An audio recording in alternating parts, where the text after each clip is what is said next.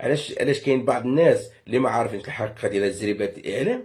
ما هاد الناس هما اللي خرجوا هاد زريبات الاعلام، هذا بحال هذا الانسان هذا اللي جاي يقول لك قال وقفوا التيكيات، وهو ما عارف والو علاش وقفوا التيكيات، وما عارف بلا المغرب صافي مشكل عائلي وصداق اسره ومشى والدعوه راه غاديه والامور غاديه وكان كاس العالم للسيدات الاوديسات. ما تعرفش يا زريبه الاعلام بلع فمك، كاين كاس العالم الاوديسات راه غتبقى في المغرب يا زريبه الاعلام. راه كاس العالم الاوديسات فيها 24 دوله، واش لو فيفا لو كان شافت شي مشكل كون قلعاتو. ولكن نتوما زريبه الاعلام ما فاهمين والو. زيد يا زريبه الاعلام زيد. كانديدي كان الفيس بريزون تاعو بلا ما ترشح ماشي مشكل، ما كانوش واجدين لاكيني نحاولوا قبل الوقت. فدير لاكاف خافت انه تعطيهم متسع من الوقت ومن بعد ما يقدروش يديروا على كوب دافريك، نحاولوا من قبل باش يشوفوا واحد البديل. اليوم لاكاف اللي دون لوبليغاسيون تاخذ قرار عاجل، ما نقوليش نستنى شهر وشهرين. يعني لاكاف تحل اون برانسيب لاكاف تدافع على مصالحها مصالح الافارقه في وقت سابق مثلا. مصالحها يا واحد الرخواص، مصالحها يا واحد الرخواص. من جات لاكاف دارت الكاس افريقيا في المغرب؟ جوج ديال الشركات، الخطوط الجويه الملكيه المغربيه ولا الراعي الرسمي للكاس افريقيا ومبالغ كبيره، وهذيك ديال سيدي علي جو ديال سيدي علي الشركه التاليه اللي غادي تشربك الماء انت والقماقم اللي غادي يمشيو للمغرب. نتوما القماقم اللي غادي تمشيو للمغرب غتشربوا هذيك سيدي علي. وزيد. والملاعب اللي عطات لهم ملعب ديال مولاي عبد الله، انا تصور راني عطيت لكم 200,000 مره راكم شفتوه بعينيكم وانتم راكم وجا القصدير، وجاكم وجه ملاعب ديال طارطو، وجاكم وجه ملاعب ديال الزبل. حاشا السامعين. نتوما كاع هادشي اللي داروا معاها المغرب مع لاكاف غير واه قلع على كوب دافريك. يا زريبه الاعلام روحوا عاودوا قراو. ملعب مولاي عبد الله بحال اللي راك في اوروبا. ولكن نتوما وجاك لنا نتوما ما باغيينش المغرب ينظم لا كوب دافريك وينظم لا كوب دو موند، لانه غادي تكون نظره على المغرب ومنا وانت تبقى قاعد كهذاك الطلاب تتفرج التلفزيون كذاك لانه انت قمقومك ما يمشيش للمغرب، وقماقم بحالك انت ما غاديش يمشيو للمغرب. لانه لو كان فيكم النفس ونعرفكم رجال وكوراجي ما تمشيوش لهذيك البلاد اللي تهضروا فيها صباح وعشيه. اللي باغيين تقلعوا على لاكوب دافريك وقلعوا على لاكوب دو موند، نتوما انسحبوا صافي، ما تشاركوش في هذيك البلاد، ما تشاركوش عند المغرب، خليو المغرب لكم ترونكيل. مالكم غير تنبحوا ملي صباح ربي العاود تنبحوا، ملي عطاو كاس العالم وانتم تنبحوا، عطاو كاس افريقيا وانتم تنبحوا، زادوا ما فهمتش انا. انتم داروا ملعب مولاي عبد الله وانتم تنبحوا.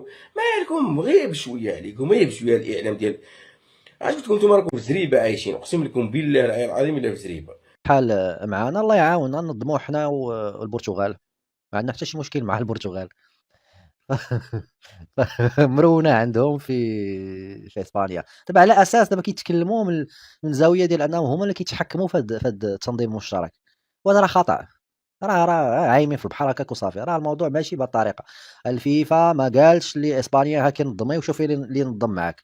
الفيفا عطاتنا حنا 3 التنظيم، حتى البرتغال عندها نفس الحقوق اللي عند اسبانيا وعند المغرب. ماشي بالسهوله ابدا اننا نقولوا للبرتغال لا ما تنظميش معنا. هو التنظيم جا بهذا الشكل هذا.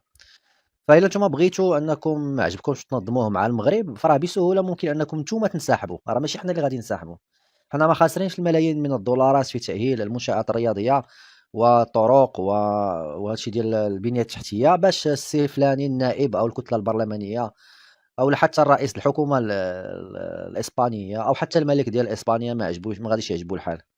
الموضوع ماشي بهاد الطريقة هادي. ما عجبكمش الحال سير الله يعاون الباب الأحباب، حنا قادين بشغلنا. والله الصبليون هاد العجرفة ديالتهم والغرور ديالهم عامي عينيهم على عدة حقائق.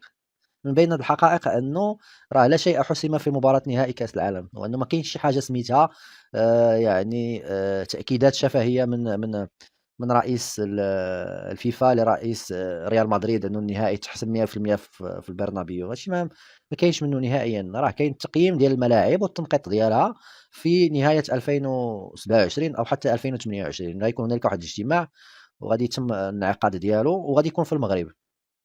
كاين اجتماع مهم بالكونغرس ديال الفيفا غادي يكون في المغرب، واعتقد في هذا الكونغرس غادي يتم الحسم وفي المغرب. فانتوما واخدين واحد يعني الغرور ديالكم غادي بكم الهاوية صراحةً، ما كتعاملوش بواقعية مع المعطيات المتاحة بين يديكم. فهانتوما كتقولوا نحن من نقود ونحن من نقود. خيخون قالت لك أنا ما قاداش على التنظيم، خصني ضمانة ديال 50 مليون يورو.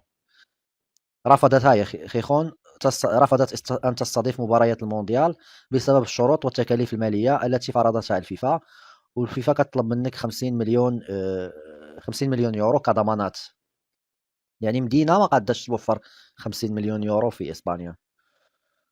ما فانتوما يعني راكم غالطين وهاد الغرور ما عمر يعني غادي يخليكم غير بوحديتكم كتهضروا. حتى الفيفا دابا ما تبقاش تستمع لكم، وما تبقاش تسوق الاتحاد الإسباني لكرة القدم. تكلموا معنا في الواقع، تكلموا معنا في الصح. هادشي اللي كيقول لكم جياني انفانتينو. بالمناسبة حتى جياني انفانتينو القضية ديالته راه حامضة، واليوم بغا يعقد واحد الاجتماع طارئ في المغرب يوم الأربعاء، وغيتناقش عدة أمور عندها علاقة بهاد الأحداث اللي وقعات في الفيفا والمشاكل ديالها مع الاتحاد الأوروبي لكرة القدم، وحتى الانتخابات ديال الفيفا المقبلة، اللي على ما يبدو أنه سيتم التخلي على جياني انفانتينو. والبارح قريت أسماء مرشحين غادي يدخلوا معاه هاد المنافسة في الانتخابات، وما كنعتقدش غادي يتم التجديد لجياني انفانتينو، لأنه ببساطة ما الاتحاد الأوروبي لكرة القدم شعر بالخيانة، ومشى كيهضر مع الولايات المتحدة الأمريكية وترامب. فعدد من الاتحادات الأوروبية أعلنت من الآن صراحةً أنها لن تصوت إلى جياني انفانتينو.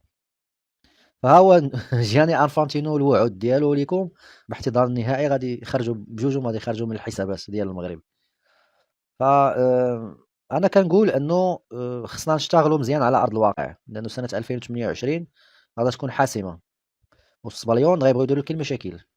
السباليون غادي يبغيو يديروا لك أي مشكلة باش يعرقلوا الاستضافة ديالتك للمونديال. خاصك تشتغل على أرض الواقع. الناس المكلفة بالأوراش د المشاريع خصنا نخدموا تأهيل البنية التحتية، ماشي فقط الملاعب، الطرق، المواصلات، قطاع الخدمات. كنركز مزيان على قطاع الخدمات لأنه مهم جدًا. كذلك المواصلات، المسائل كلها خصنا نشتغلوا عليها، باش ملي كتريح مع هاد الكمامر هادو في الاجتماع وبداو يهضروا غتحط لهم كلشي في لاطابل. أنا قاد أنني ننظم نقدم أفضل نسخة سواء معاكم أو بدونكم. فنشوفوا الأمور فين غادا تمشي، ولكن أنا صراحةً ما بقيتش مرتاح مع السبليون صراحة في التنظيم. خاطري أنا هرب ليا منهم صراحة. لأنه إلا بدينا من دابا في المشاكل بهذا الشكل هذا، كنعتقد أنه التنظيم ما غاديش يكون بداك المستوى اللي غادي نطمحوا ليه. نشوفوا الأشهر المقبلة أكيد غتكون أشهر اللي هي صعيبة، وهما غادي يبغيو يضغطوا في الملاعب المغرب، على الملاعب المغرب باش نسحبوا ملعب آخر، وغيبغيو يضغطوا في عدد المباريات اللي غتمنح للمغرب، وغيبغيو يضغطوا في نوعية المباريات، ما يبغيوش يعطيونا المباريات المهمة. ولكن ساهل الهضرة يعني كتقال. الاعلام الجزائري دابا حاليا بكل المكونات ديالو سواء رسمي سواء ماشي رسمي كيروجوا بالخبر بان تنظيم كاس العالم 2030 اللي منظمو المغرب ما بين المغرب والبرتغال واسبانيا ما غاديش يتنظم بسبب الاحداث ديال مدينه سبته المحتله. ولكن في صراحه الوضع ولا في الحقيقه وفي اللب ديال الوضع اخبارهم كاذبه 100%. شفنا فيديوهات، شفنا بزاف، جبتكم هاد الفيديوهات اللي انا حطيت لكم دابا وتفاعلتوا معاهم. هاد الناس هادو تقريبا اللي جوج كيكذبوا هاد الهضره اللي كيقولها الاعلام الجزائري. الاعلام الجزائري الرسمي يحاول انه يروج لمثل هاد التفاهات، ولكن في الاساس هو اعلام كاذب لا اساس له. ما كاين حتى شي حاجه، بالعكس المغرب غادي ينظم كاس العالم 2030، وهذا الشيء من طبيعه الحال غادي يجعل الجزائر انها في سعار كبير جدا بعد النجاح الباهر ديال 2025. اليوم جا الدور على 2030. اذا المغرب الحمد لله غادي بواحد التقدم كبير، والجزائر غادي وكتنحصر وكتنكسر، لانها تعلم جيدا بان اي تفوق في المغرب كيتعاد انتكاسه في الجزائر.